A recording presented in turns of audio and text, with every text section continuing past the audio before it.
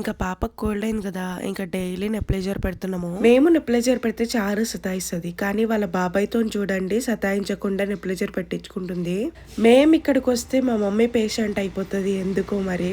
ఇంకా ఈ రోజే మా ఇంటికి వెళ్ళిపోతున్నాము, అందుకే ఇంకా మా అత్తమ్మ కూడా వచ్చింది చూడ్డానికి పాపని.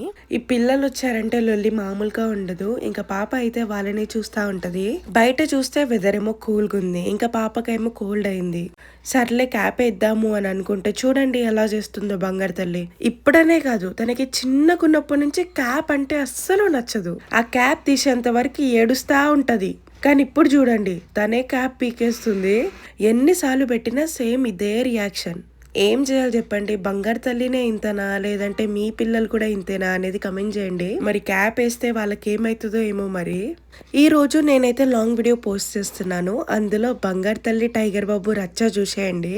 ఇంకా మాకైతే లేట్ అయిపోతుందని చెప్పి మేమైతే ఇంటికి వెళ్ళిపోతున్నాము. బంగారు తల్లి అంతా బాగుండే, కానీ ఇక్కడికి వచ్చినాకనే కోల్డ్ అయింది. ఏమన్నా కానీ ఇంకా ఫైనల్ కి అయితే క్యాప్ పెట్టేసిన.